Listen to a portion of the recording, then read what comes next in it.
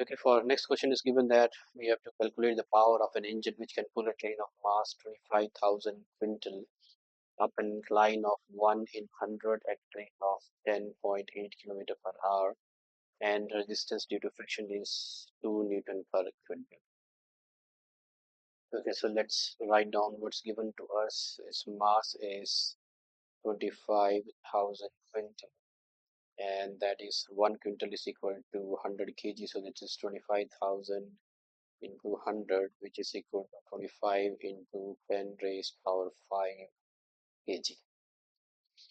And rate, the velocity with which, or the speed with which it is moving upward, is 10.8 kilometer per hour, and let's convert it into meter per second. So this is 10.8 into 5 by 18, and I can write it as, this gets cancelled with 2, this is 90 with 9, 10, and 6. So this is 5, 2, and 3. So that is going to be 3 meter per second. And the resistance due to friction, that is the force of friction, is 2 Newton per quintal. So this is 2 Newton per quintal, and the total force of friction would be 20. This has to be multiplied with 25,000 into 2. That should be equal to 50,000 Newton, and you can write it as 5 into 10 raised power 4 Newton. And we know that mu is equal to force of friction divided by R.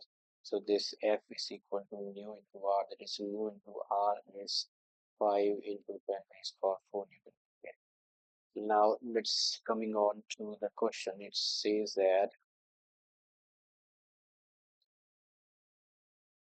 an engine is pulling a train of the given mass.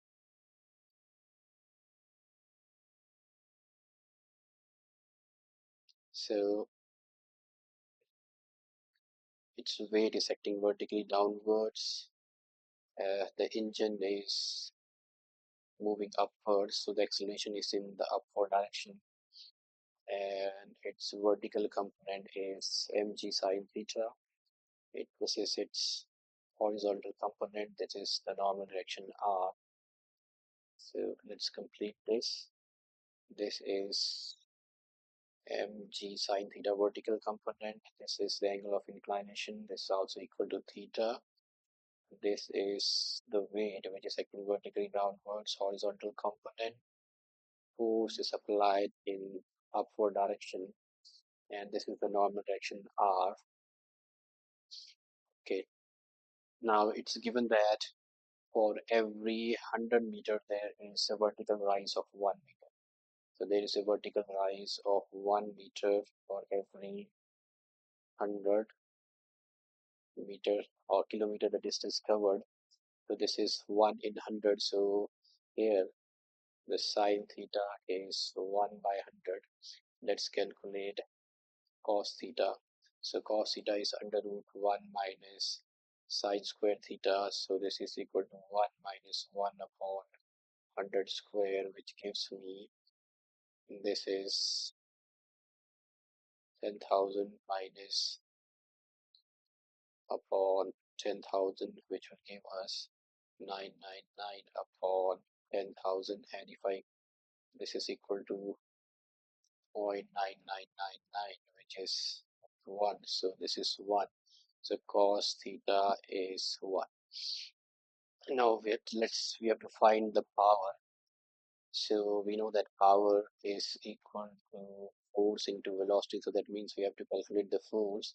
And from this free body diagram, force is equal to, this is equal to the force of friction is in the downward direction. So this is the force of friction. So that should be equal to mg sine theta plus force of friction, and mass of the train is 25 into 10 raised power 5. 25 into 10 raised power 5. Let's take g as 10. Sine theta is 1 by 100 plus force of friction is 5 into 10 raised power 4. So here instead of this we are going to write 5 into 10 raised power 4.